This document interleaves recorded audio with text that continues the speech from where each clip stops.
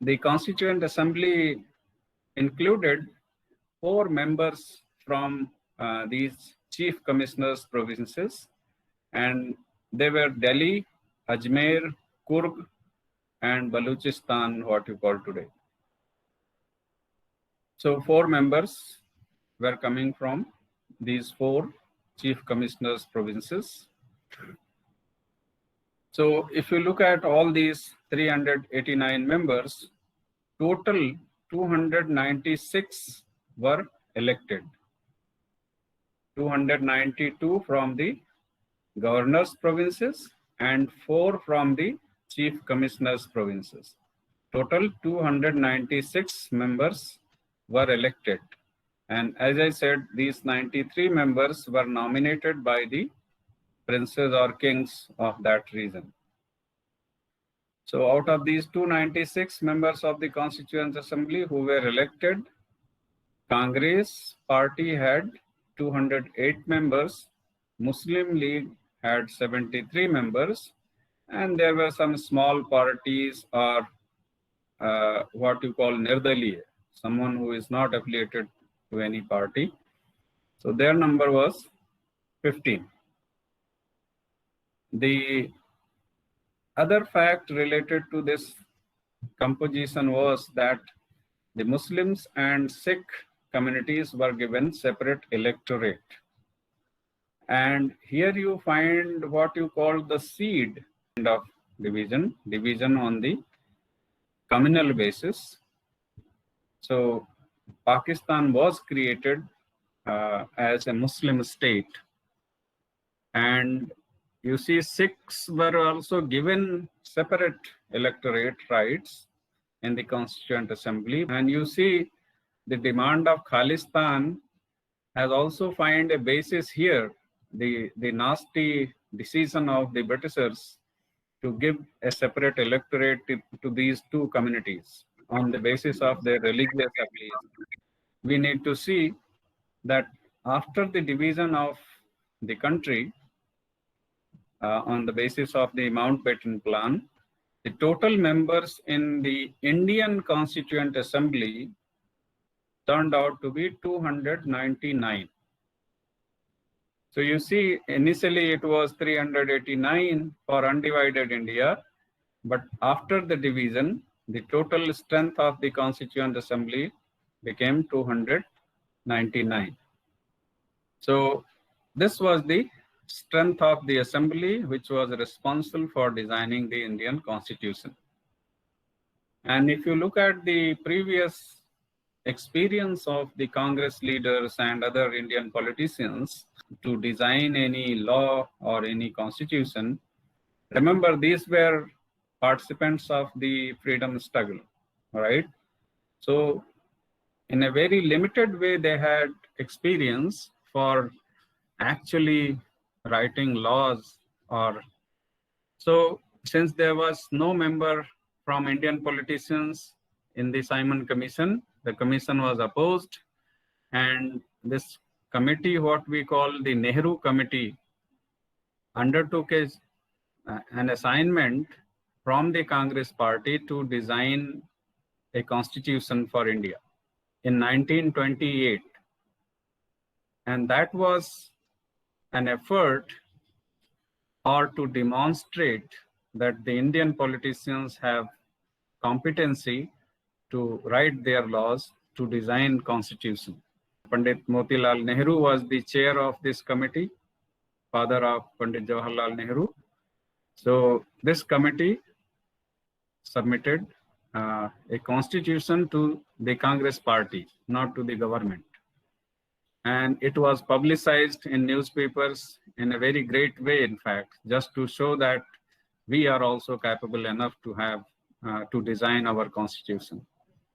And you see, in the beginning of 19th century, there were some very smart British academicians arguing that, look, Indians, we are here to educate you how to rule.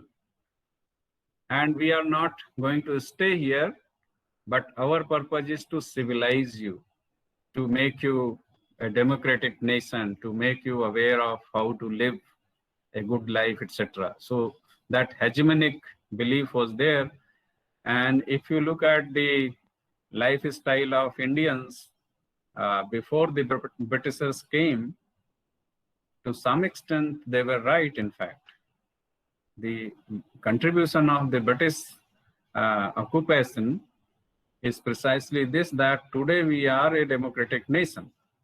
Otherwise, there were small pockets, and for some time, some king ruled greater territory, and most of the time, the rulers were only local rulers, right? So there was no political India in the sense we have today, India. So in the history, in the whole history, if you look at the Indian history, before the Mughals or Britishers came, there was no a continuous political regime occupied that much land, which you find even in undivided in the divided India. Forget about the undivided India. So this is something which is a positive outcome, we think, in terms of the British occupation. Now, there are many questions you can ponder over. Number one is that, assuming that there was no British occupation in the history of India, what could have been the fate of India today at this moment? Or you can raise the same question regarding the Mughal occupation. If there was no Mughal occupation in the Indian subcontinent, what could have been the nature of the nation today, what we call India? So these all are speculative questions one can discuss. And so our concern is not into the speculation. Our concern is to see the facts as it is before us. So in 1928, you see the Nehru Committee demonstrated the ability that we can design laws. And remember, the people part of this committee were educated in English, and some of them were from Europe education, etc. Right? So they also had that legal background, many lawyers, etc. After that, there was no organized effort to design any law, design any constitution. You see, following 1935 Act, there was an election in 1936, and in 1937, the Indian politicians formed government in different governors' provinces, right? So that was the outcome of 1935 Act, Government of India Act. From then on, you have a very active, engaged participation in the system of governance. So starting from 1937 up to 15th August, let us say 1947. So almost 10 years of period, you see, Indian politicians were very much into the system, right? And it has enriched their experience of governance, etc. So finally, when the Constituent Assembly was constituted, you find its first meeting was held on Monday, 9th December 1946. And in that particular meeting, in fact, the oath taking took place. So Dr. Sachidanand Sinha, who was the eldest member in the whole of Constituent Assembly, and he has a large experience with the Britishers regarding the system of governance. So he was elected as temporary chairman of the Constituent Assembly. And he administered oath to the members of the Constituent Assembly on 9th, 10th and 11th December. In fact, most of the members took oath on 9th and 10th December 1946. On 11th December, there was an election for the permanent chairman or the president of the Constituent Assembly. And in that election, Dr. Rajendra Prasad was unanimously elected as the President of the Constituent Assembly. On 13th December 1946, Pandit Jawaharlal Nehru presented the objective resolution stating the purpose of the Constituent Assembly and the kind of India the Constituent Assembly was to conceive. So 13th December 1946 date is very important so far as the present constitution is concerned, because the objective resolution was reformulated, and in the present constitution it is included as what you call preamble.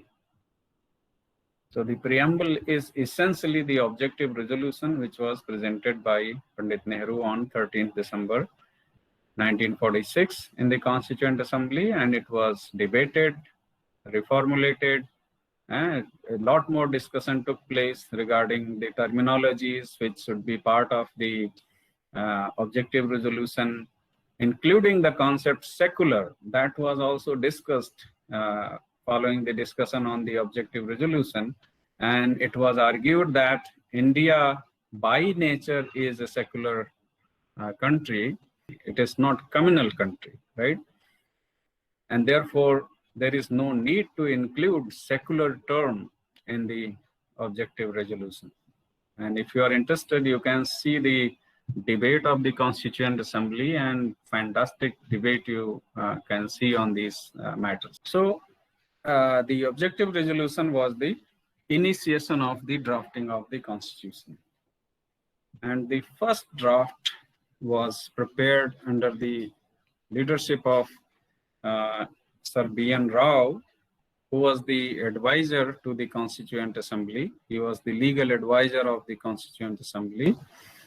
And the first draft was prepared under his leadership. He was a fantastic law expert. He was ICS officer, served long time in different capacities. He was very faithful to the regime, and he had even assignment in UK for different legal activities. So because of his vast experience in law, under his guidance and effort, the first draft was prepared, and it was presented in October 1947 to the Constituent Assembly. There was a committee, the drafting committee, which was chaired by Dr. B.R. Ambedkar, and this committee was constituted on this day, 29th August 1947. So look at the leadership of B.N. Rao, starting from 13th December 1946 and up to this date, 29th August 1947. So this committee was constituted, but the actual work was carried out by B.N. Rao and his team. So finally, this draft was handed over to this committee, drafting committee. And then, of course, this committee worked on it and finally presented the draft in the Constituent Assembly. In order to arrive at a convincing draft, the committee surveyed almost 60 countries' constitution. The constitution of 60 countries of that time, including American Constitution, Australian Constitution, South African Constitution, German Constitution, French Constitution. So you just see all the major countries who were having written constitution were surveyed. And the British Constitution is not a written constitution, but since the system was running as per the British laws, so the experience related to the British Constitution was already with the politicians. The committee submitted the draft to the President on 21st February 1948. And the President submitted it, and there was discussion, and after critical review, the draft was resubmitted on 26 October 1948. The draft was introduced in the Assembly on 4th November 1948. or class by class consideration. Once you have any law, any bill in fact, leading to any act or law, so you introduce bill. तो ये जो कहा जा रहा है ना, the draft was introduced in the assembly on 4th November 1948. This was in the form of a bill, right? So it was the draft of the constitution in the form of a bill, which was presented to the Constituent Assembly for class by class consideration, which means एक एक section को पूरा constituent assembly में पढ़ा जाना था and then उस पर डिस्कशन होना था, उस पर रिवीजन, अमेंडमेंट, ये सारा जो आज भी होता है, तो उस समय तो it was all beginning point and the people participating in the discussion were full of national pride and they were full of national ideals. So they were participating very enthusiastically in the debates and very actively contributing to the design of the constitution. So the class by class reading generated a lot more debate in the Constituent Assembly. And again, if you have interest, you can just see the debates available online in 5 volumes.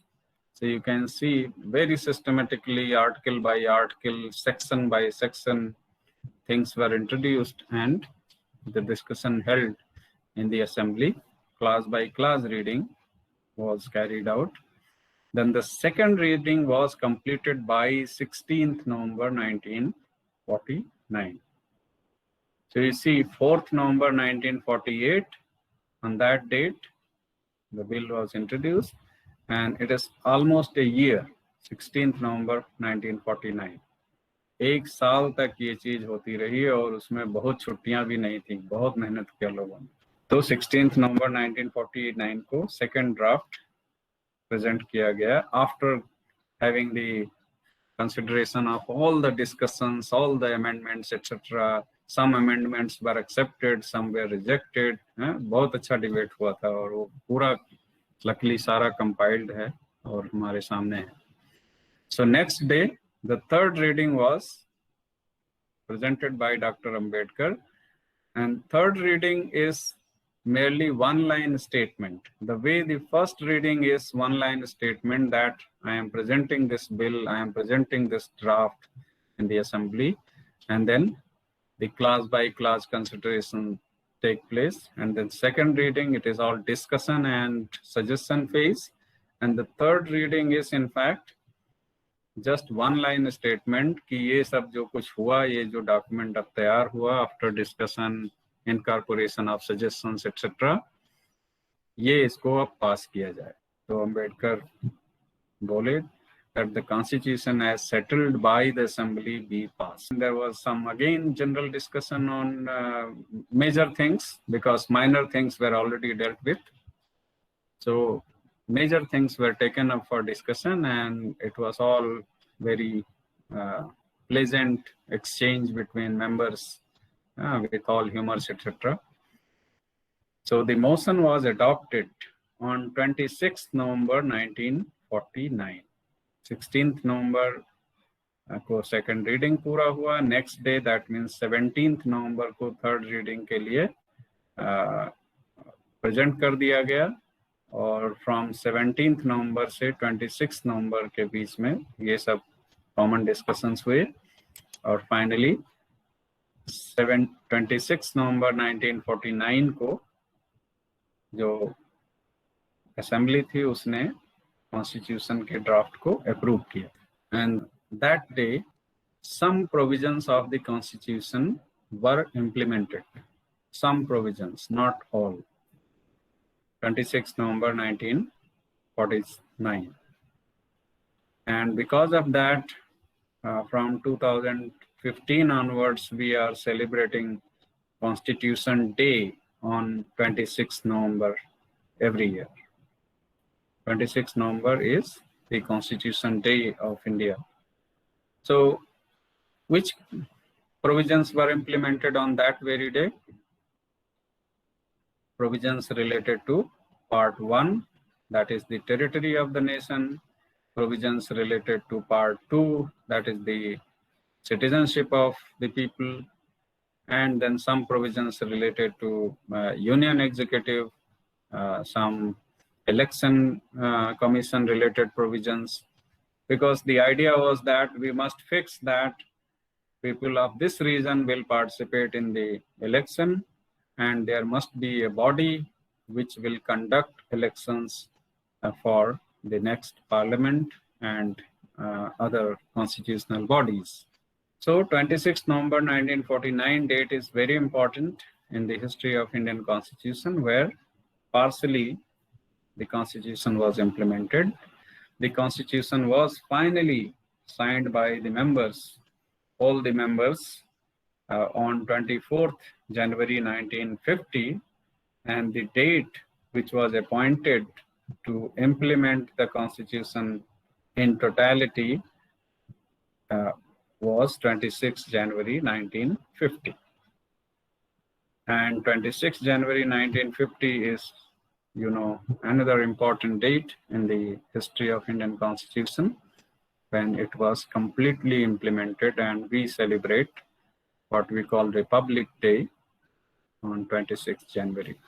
So the Constitution, as it was prepared by the Constituent Assembly, included 22 chapters, what you call 22 parts of the Constitution. These are legal terminologies. So chapters are called parts, 22 parts altogether, and then starting from 1 to 395 articles. These are some technical terminologies. So every part has definite number of articles. So total 395 articles and 22 parts. And today we have 12 schedules altogether in the Indian Constitution. But originally on 26 January 1950, there were only 8 schedules. So you see a change here in number of schedules, but there is no change in the number of parts or articles. All the later amendments, up till now you have 104 amendments in the Constitution, and these amendments were included as part of definite articles. So the number of articles remain the same, only some incorporations were made, and the incorporations were in terms of A, B, C, etc., right? For example, the right to education was included in Fundamental Rights section, Article 21. So it is now Article 21A. So it is part of Article 21. So it's not that amendment brings some change in the number of articles. And this is just to have some sort of feeling with the history, right? So that's the pattern adopted afterwards. And you will come to know that there are certain articles no longer part of the Constitution. There is a particular part which is not part of the Constitution, in fact, but still the number 22 is retained. This is the size of the Indian Constitution as of now. So there were 22 parts. Part 1 relates to the territory of the Indian nation, the Union and its territory. The Union means Bharat. So Article 1 to 4 is part of Part 1.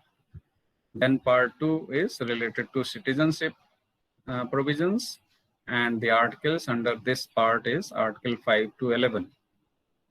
Part 3 is related to fundamental rights, and Article 12 to 35 are included in this Part 3. Part 4 is related to the directive principles of state policy. That means we are looking for a welfare state and how the welfare state should act, what should be the objective of governance. So that is all given in the directive principles. And in this part, we have Article 36 to 51. And then we have Part 4A, and that is a later incorporation in 1942 amendment, fundamental duties, and that is again included as part of Article 51. So Article 51A, and it is also part of Part 4. So we have not increased the number of parts, but we have just made some addition so that it is recognized separately, right? So Part 4A, Article 51A is related to fundamental duties. And up to here, you see the territory and the people and what are the rights of those people, what are the activities, what are the rights of the states, and what are the duties of the people. So up to here you have the philosophy, what you call, or the tangible thing related to Bharat. Bharat की territory क्या होगी, उसके लोग कौन होंगे, उनके rights क्या होंगे, और जो सरकारें बनेंगी वो कैसे कानून बनाएंगी जिससे इन राइट्स को, इनके वेलफेयर को प्रिजर्व किया जा सके, और लोगों की क्या क्या जिम्मेदारियां हैं आपस में और देश के लिए. तो यहाँ तक ये हो गया. अब इसके बाद पार्ट 5 चलता है जो बताता है कि how we are going to act on that, right, how we are going to facilitate all these. ये जो पहले बात हुई पार्ट 4A तक, तो उसके लिए केंद्र सरकार बनी, राइट, द यूनियन एग्जीक्यूटिव, जो यूनियन लेवल पे जो डिफरेंट ऑर्गन्स हैं, article 52 to 151, different constitutional bodies, different authorities, executive authorities. Part 5 is related to that. Part 6 is related to the same with respect to the states. So who would be the people running the state affairs and how they will design laws. Look at Part 7. I said Part 7 was related to some kind of states originally. In fact, there were 4 kinds of state: state A, state B type, C type, D type, right?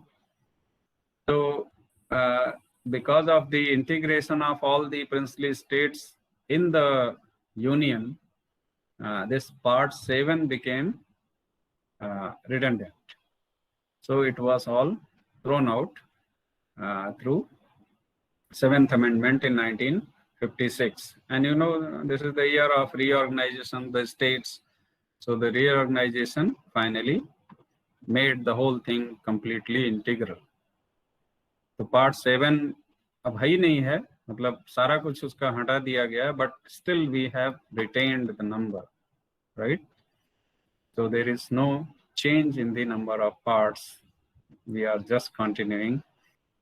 फिर Part 8 is related to the union territories.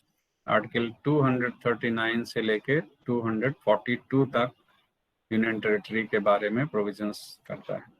Then we have Part 9, which is related to the local democratic bodies, the panchayats in rural areas, right? So the panchayats are the democratic bodies in the rural areas.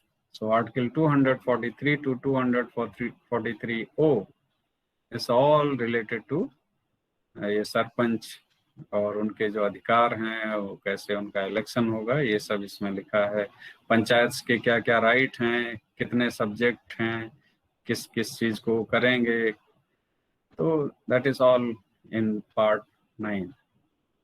Then Part 9A related to the local bodies in the urban areas, townships and urban areas. So the municipalities.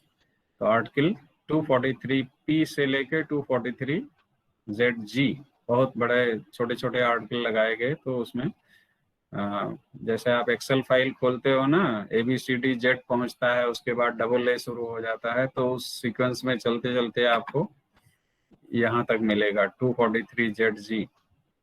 तो फिर Part 9B, that is related to the constitution of different cooperative societies. Then we have Part 10, which is related to the specific areas where special attention was required. So there are certain scheduled and tribal areas which are protected, its environment and the people living in that area, the flora and fauna, it is all constitutionally protected, and there are notified areas, scheduled areas, and we find the listing there in Article 244 से लेके 244A तक. Then part 11 talks about the relationship between the union government and the state from Article 245 से 263 in part 11. And then part 12 talks about different business activities, finance, property, contracts, and suits from Article 264 to 300A. That is part 12.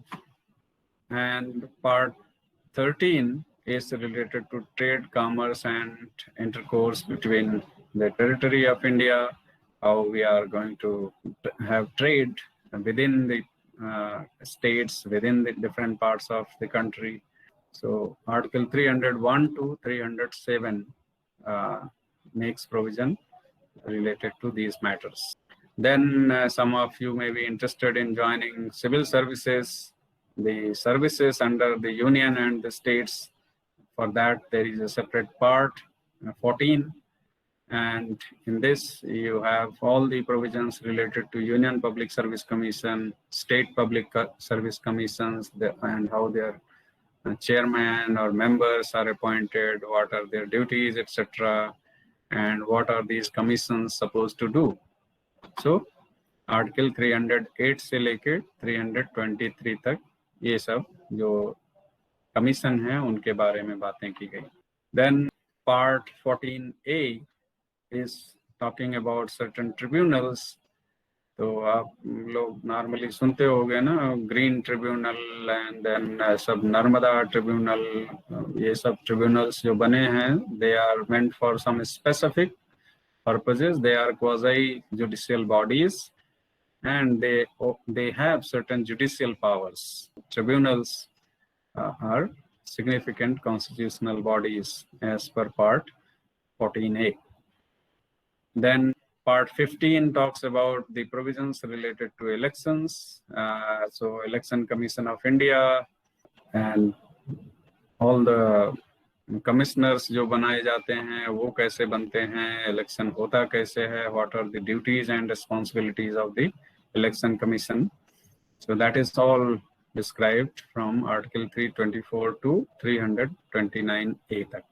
फिर part 16 is related to the special provisions with respect to certain classes, certain communities, right? So that we will see, for example, Anglo-Indian community and some other communities. So Article 332, 342 relates to different classes.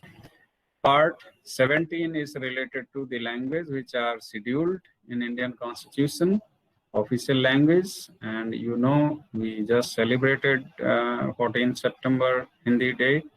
So Hindi is the official language of India. As per Article 343, and there are other provisions related to languages in different usages and how Hindi is to be promoted, that is in Article 351. So from Article 343 to 351, we find the provisions related to the language. And you know, as on date, 22 languages of our country are listed here.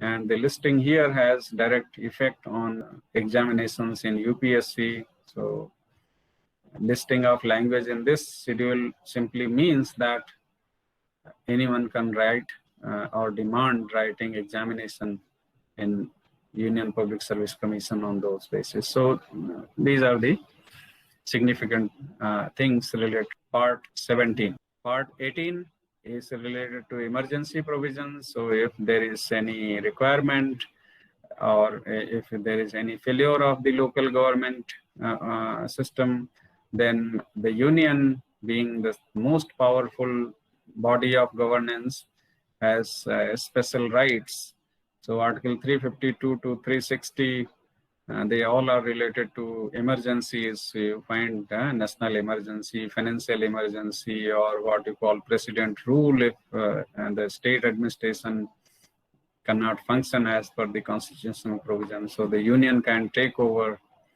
the state administration also. So all these things are a part of part 18.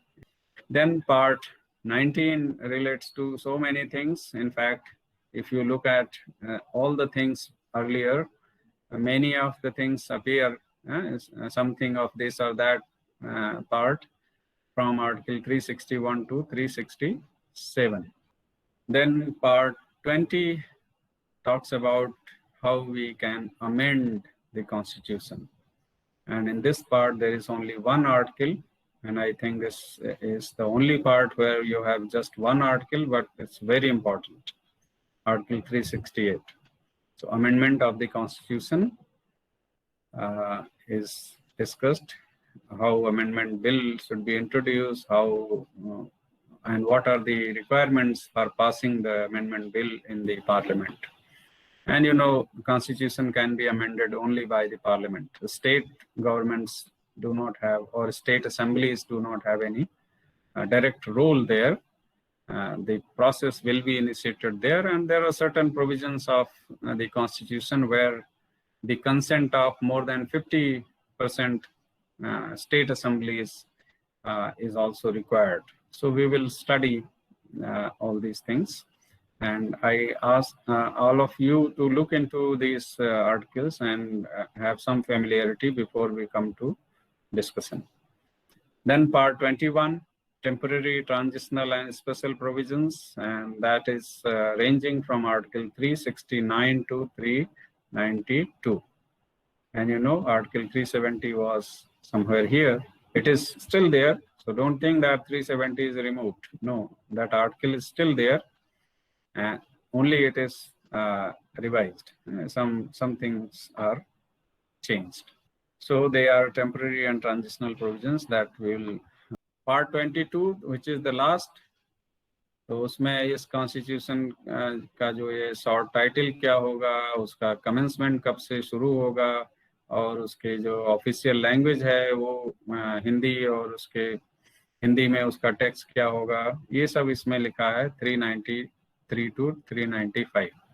तो इस तरह से हमारे 395 articles और 22 parts हैं.